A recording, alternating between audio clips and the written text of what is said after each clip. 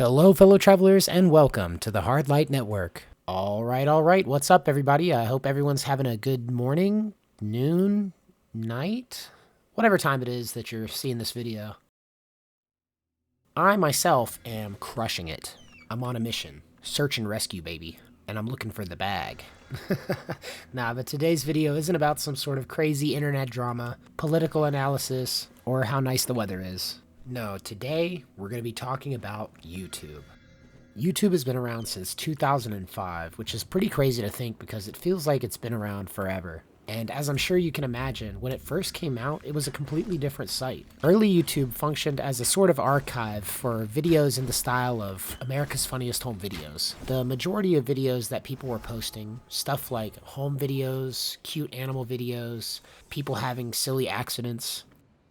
And on the darker side of the platform, there were other videos about UFOs, alien abductions, ghosts, and other supernatural events. Although a lot of times these early videos were just special effects artists working their craft. And while a lot of that content from back in the day can still be found on YouTube, alongside other similar videos that have been made more recently, I'd say the major difference between the platform then versus the platform now is the presence or absence of communities and content creators as a whole. In these early days of YouTube, there weren't a whole lot of people creating consistent thematic content around a certain channel identity or brand. It's actually thanks to visionary content creators like Tobuscus, Smosh, Fred, PewDiePie, all of these staples of early YouTube content creators, that we have the platform we have today.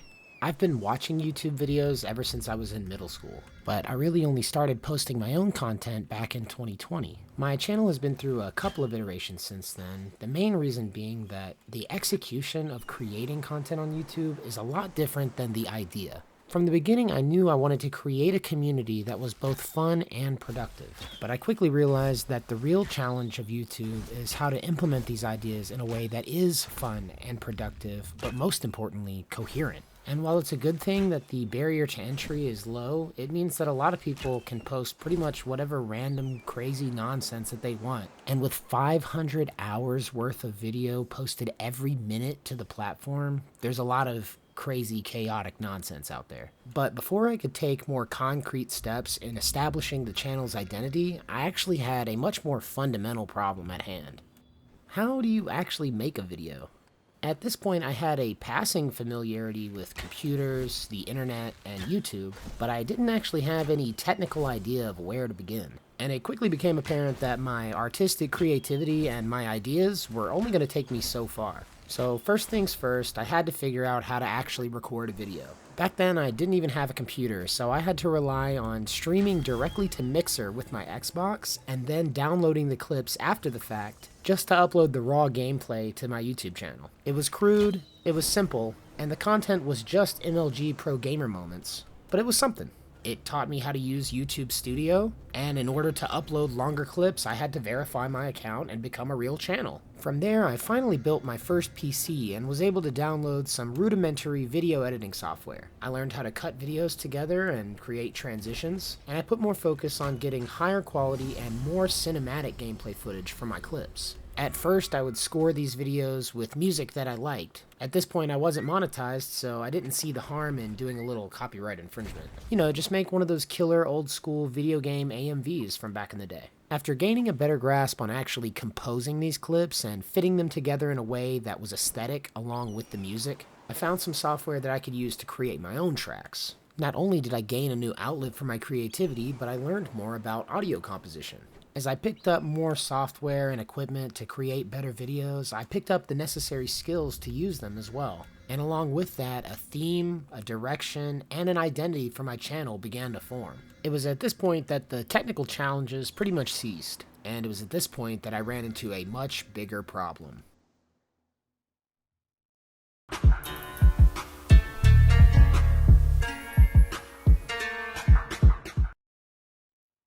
If we're being honest, bros, getting C-blocked can be one of the worst things to happen to a content creator. To be honest, I think content blockage happens to pretty much everybody at one point or another, and being consistently creative comes more easily to some people than it does to others. Like I said earlier in the video, you can have a banger, 100% super fire, ultra mega idea, groundbreaking, the most cinematic, creative, ultra Avengers Infinity War idea. If you can't execute on that idea effectively, then you might as well just stick to reaction content.